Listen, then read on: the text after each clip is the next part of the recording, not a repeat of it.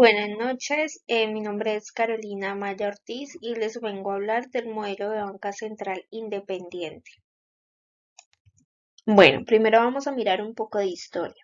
Las grandes crisis de 1929 y 1973 han marcado las rupturas de la historia de la estructura organizacional del Estado. Hasta la Gran Depresión, los bancos centrales eran sociedades privadas o instituciones con estatutos jurídicos híbridos, pero siempre controladas por asociaciones de banqueros. En todas las variedades nacionales del capitalismo anterior, a la Primera Guerra Mundial, la política monetaria era formalmente separada de otros instrumentos de la política económica, aun cuando el Banco Central cumplía con funciones públicas. De ahí es donde viene el reclamo de reconocimiento de carácter social de las funciones de estos establecimientos. El intervencionismo que se impuso duramente en el periodo entre guerras colocó a la orden del día la necesidad de reformar los bancos centrales. El intervalo entre la depresión y la posguerra registró una ola de nacionalizaciones de estos establecimientos y ahí nació un nuevo tipo de relación entre las autoridades fiscales y las monetarias.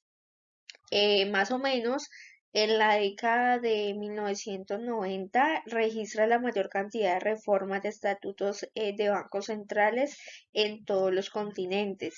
Entre 1988 y 1996, 12 países latinoamericanos modificaron legal o constitucionalmente, como en el caso de Colombia, los estatutos de sus bancos centrales, otorgándoles una independencia para garantizar la estabilidad de precios y sobre todo limitar el financiamiento del gasto público mediante la creación monetaria.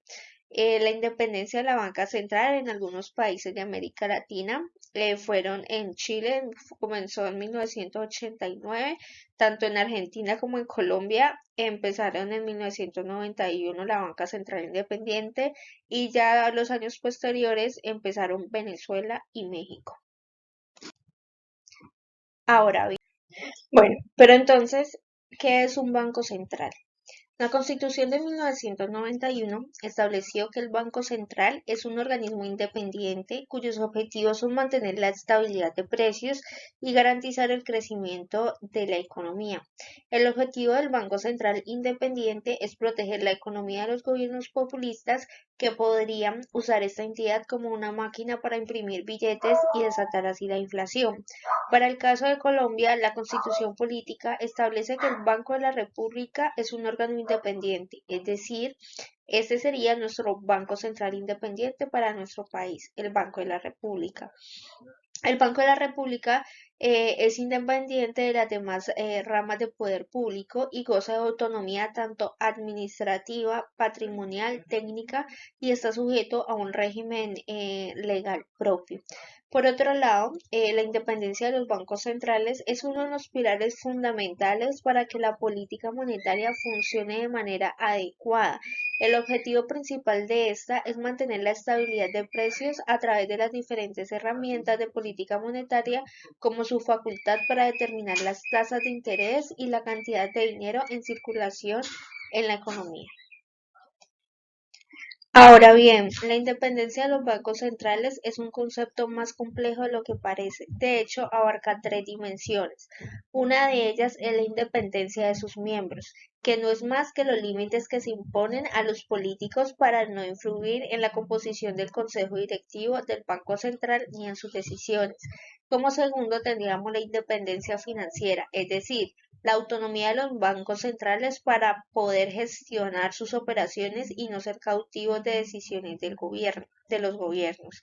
Y como tercero tenemos la independencia en las políticas o los poderes del Banco Central para formular y ejecutar su política monetaria, para lo cual necesita no verse obligado, entre otras cosas, a financiar los gastos del gobierno y poder fijar sus objetivos o instrumentos. Em, Toda esta idea parece razonable, sí, pero si lo miramos por otro lado, En realidad, todo esto va en línea con una teoría económica particular y es la teoría cuantitativa del dinero. Según esta teoría, un aumento en la cantidad de dinero producirá inflación y dado que el Banco Central controla la oferta de dinero, la inflación podría dispararse si el gobierno de turno accede a esta entidad. Este sería un riesgo. Entonces, en general, entre menor es la independencia del Banco Central, mayor va a ser la variabilidad de la inflación y menor la credibilidad de la política económica. Y en algunas circunstancias, en mayor medida, pues va a aumentar la inflación. Ahora, como les venía diciendo, un banco central debe tener credibilidad, pero ¿cómo? Para que un banco central pueda mantener contenidas y estables las expectativas de inflación, debe de ser creíble y dicha credibilidad debe estar ligada de manera pues como muy estrecha a su horizonte de decisión. Por esto es que a menudo los nombramientos en los bancos centrales tienen horizontes temporales muy largos, como por ejemplo los del Banco Central de Europa. La comisión ejecutiva es de un periodo de 8 años y va muy desligado al ciclo político. La credibilidad también se logra mediante nombramientos de personas que se destaquen por sus conocimientos técnicos sobre la política monetaria y también es muy importante que tales gestores formen una comunidad epistémica, es decir, como un grupo de personas que comparten un mismo lenguaje y una manera similar de ver el mundo en aras de fortalecer la credibilidad y consistencia de sus decisiones. Entonces, como les venía diciendo, a mayor independencia de un banco central, otorga credibilidad a la hora de implementar políticas, evitando el problema de inconsistencias temporales. Se demuestra empíricamente que aquellos países con bancos centrales independientes han tenido menores niveles de inflación, controlando por un número muy significativo de variables. La siguiente gráfica, la que vemos a la derecha, nos muestra precisamente esta relación. Como se puede observar aquí, aquellos bancos centrales que disfrutan de una mayor independencia aseguran menores niveles de inflación para el país. Los mecanismos que explican pues esta relación son un poco complejos, pero uno de ellos se basa en la generación de expectativas de inflación asociadas a la confianza del banco general o no en los agentes. Ahora también, claro está, la banca central independiente tiene algunas desventajas. Algunas de ellas nos hablan de que en algunas áreas se desafía la continuidad de la banca central independiente. Una de estas áreas son las reglas monetarias frente al establecimiento de metas para las tasas de interés. Al eliminar los controles de capital, se da menos cavidad a una política monetaria independiente. En este contexto, la herramienta más importante de los bancos centrales para lograr la estabilización tiende a perder gran parte de su efectividad. Es factible que los bancos centrales independientes, para los cuales la política monetaria es la única herramienta de control de la inflación, no puedan reducir fácilmente la inflación, lo cual lleva a una pérdida de credibilidad y de reputación. Por otro lado, tenemos el manejo cambiario. Si los bancos centrales independientes utilizan una tasa de cambio fija con respecto al dólar como un ancla para propósitos de estabilización, la tasa de cambio puede depreciarse. Esto sería particularmente válido si debido a factores inerciales o de manejo fiscal no se da un descenso suficientemente rápido de la inflación. Y por último, tenemos la facultad de los bancos centrales independientes para incidir en el comportamiento fiscal del gobierno. Se gana muy poco con la facultad de los bancos centrales para restringir el crédito al gobierno si hay una amplia posibilidad de ejecutar un déficit fiscal a través de los créditos externos y domésticos. Aunque los bancos centrales puedan compensar un comportamiento fiscal inadecuado, con políticas monetarias y cambiarias, su acción puede resultar muy costosa en términos de la asignación de recursos. Toda esta teoría de la banca central independiente ha sido refutada por autores heterodoxos con algunos argumentos. Uno de ellos es que la banca central independiente no puede ser independiente del gobierno. ¿Por qué? Nos dicen que para el para que el Banco Central logre un objetivo de política, es decir, logre alcanzar la tasa de interés de corto plazo que rigen los bancos comerciales y que es la variable que éste controla, necesita trabajar en coordinación con el Tesoro, es decir, con el Ministerio de Hacienda y por ello con el gobierno. Por lo tanto, no puede haber una independencia total de la banca central. Este sería una refutación que tienen para el modelo de banca central independiente.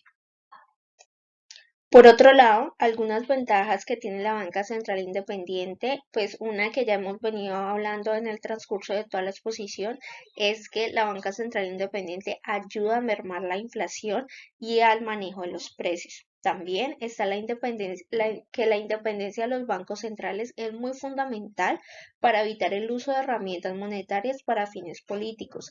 A partir de la década de los 90, hay evidencias de los resultados favorables que ha tenido la independencia de los bancos centrales en cuanto al combate de la inflación y la estabilidad económica global. Un estudio reciente muestra que aquellas economías que en los últimos 20 años han aumentado la independencia en estos tipos de organismos han reducido la tasa de préstamos morosos sin disminuir la eficiencia de un sistema financiero. Tener un banco central independiente es algo bueno porque regula el flujo del dinero. Con la ayuda de varios instrumentos puede hacer de que el dinero sea o más barato o más caro. En resumen, es una institución poderosa en un estado. Los gobiernos lo saben y es por eso que les gustaría tener las manos en este tipo de banca central, pero pues no debería de ser así y no puede ser así, ya que cualquier gobierno de turno podría aumentar los niveles de inflación. Por otro lado, y ya como para concluir, los bancos centrales de hoy son extraordinariamente poderosos porque, uno, el derecho de crear dinero trae consigo el poder de aplicar impuestos, capaz de redistribuir recursos por toda la sociedad y entre generaciones en medio de un estallido sorpresivo de inflación. Dos, como prestamista de última instancia, el Banco Central puede elegir entre quiénes son los ganadores y quiénes son los perdedores. Tres, las condiciones de sus operaciones financieras, lo que son garantías, contrapartes, entre otras, le permite influir en la asignación de crédito de la economía. Y cuatro, como supervisor del sector financiero, es igual que los reguladores de otros ámbitos, legislador y juez por delegación efectiva. Hoy en día, los bancos centrales tienden a adoptar formalmente o de facto las llamadas metas de inflación, que está entre más o menos el 1 y el 2%. Es un objetivo cifrado de inflación esperada. En el marco actual del COVID o lo que pasamos de lo de la pandemia, los bancos centrales han aumentado el protagonismo para ofrecer un apoyo impredecible, manteniendo los bajos tipos de interés y asegurando la liquidez. En este contexto, pues especialmente delicado, resulta impredecible que los gestores de la política monetaria preserven su independencia y su autonomía de acción. Entonces, hasta aquí llega nuestra exposición. Muchas gracias por la atención. Hasta luego.